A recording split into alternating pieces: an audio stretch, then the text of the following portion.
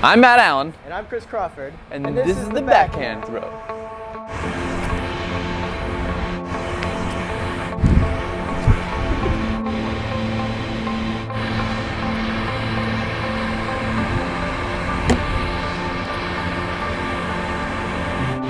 Alright, so today we're talking about the Frisbee backhand. The first thing to think about is how you're going to hold the Frisbee. You want to put it really snugly right into the palm of your hand. Your fingers, you want to put them right on the bottom. It doesn't really matter too much what your fingers are doing, as long as it's really snug in your hand. You don't want to really grip it tight. You don't want to be white knuckled. You want your thumb to be on top.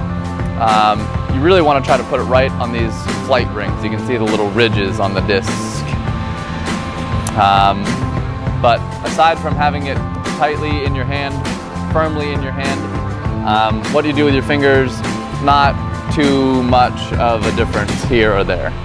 Okay, the next step, one of the biggest things that I like to think about when throwing the backhand is really keeping everything flat.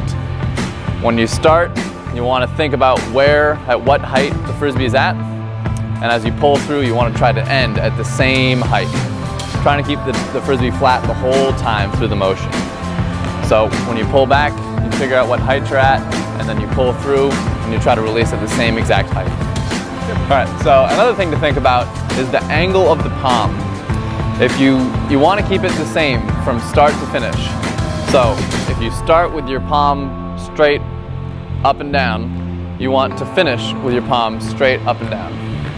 If you start with your palm facing kind of upwards, which is fine, a lot of people have a lot of different grips. If your palm is facing upward when you start, when you finish, you want to try to keep it facing the same way. If your palm starts to roll in one way or another, that's going to affect the flight of the Frisbee.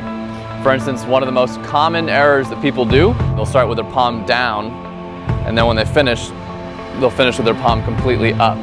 That causes the Frisbee to just roll over to the right for a right-handed thrower. For a left-handed thrower, it would roll exactly the opposite way. And that creates a lot of instability in the flight, and it also creates a lot of inaccuracy in the flight. Here's what happens when you roll the wrist over.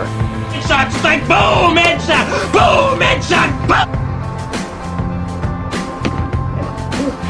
One of the most important things for a Frisbee backhand to create stability is to have the Frisbee in the same plane during the entire motion. However, if the motion starts low and ends high, it violates that height of the hand principle, hand height principle. When the Frisbee flies from me to my target and it has any kind of angle this way or this way, it creates a lot of wind resistance pushing against it this way and in the line of travel, and it will slow down the disc or it will make the disc tank. And those are both things that are significantly detrimental to the distance and the accuracy of your flight. However, creating an angle between me and my target of the Frisbee going left and right is oftentimes advantageous. When the Frisbee is spinning this way, clockwise, it has this kind of upward turning motion, which is a lot like throwing a baseball with your fingers going from high to low. It creates that loft, and vice versa. If the Frisbee were spinning the other way, it creates this component of topspin. So it wants to dive faster, a lot like a forehand on a tennis shot. So the most important things when throwing a backhand or any other throw are to try to keep all of your motion in the same plane and trying to avoid angle between you and your target along the line of travel. Left and right, totally okay, sometimes advantageous, but to and from your target is a big disadvantage. Here's an example of what it could look like when you create an angle between you and your target. Boom, headshot! God damn it. So we've talked a lot about the arm motion, starting the hand at the same height and creating angle, everything in the same plane of the disc. Now we're going to talk a little bit about the footwork. What most beginners do is they simply step towards their target, having the arm out by the side facing towards the target, and you pull back and you step with your right foot towards and you weight transfer onto your front foot. So you start back with your weight on your left foot, you step forward, turn, and finish with your chest facing through. Start with your side to your target, pull back, step forward, weight transfer, and end facing your target. What advanced throwers will do, especially when playing ultimate frisbee, is they'll step perpendicular to their target. So I'm trying to throw down that way. I will step away from it and still pull back, turn my hips, turn my torso, and release through. A little less of the chest facing the target simply because my hips are blocking. Pull back, step perpendicular, turn, and release through. Another more even advanced maneuver is the little X step or a crow hop, taking the left foot and bringing it behind.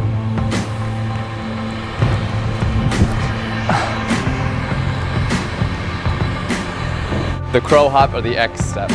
It's primarily used in simple distance throwing or when trying to maximize your distance. The only time it's used in ultimate frisbee is during the pull or the kickoff, and that only happens at the beginning of every point. The footwork behind the X step is pretty simple. Normally, you would just weight transfer from your left foot to your right foot. But with the X step, you take one additional step. I usually step with my right, I take my left and cross it behind. When this happens, it opens up my hips more right from the get-go. It also gives me a little forward momentum with that first step. By stepping behind, I'm moving forward. I already have some momentum. My hips are really turned far back.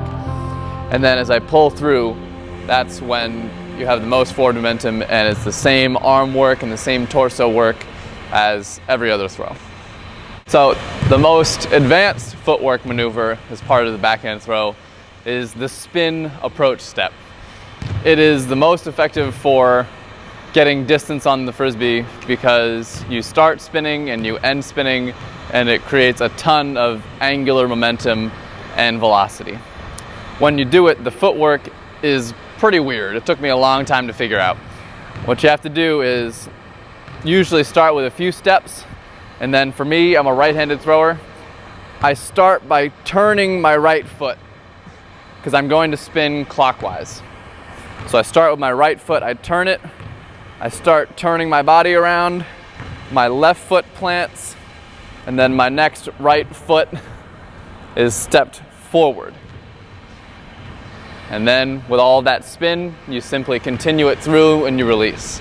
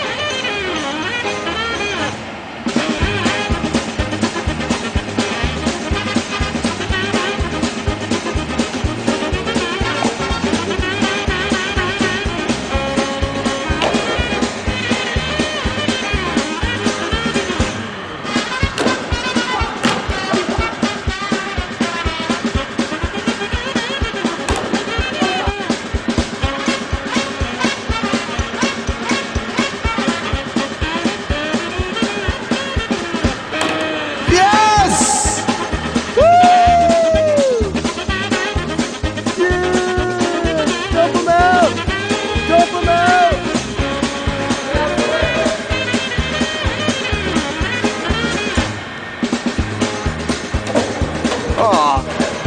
I'll try my right. Try my right this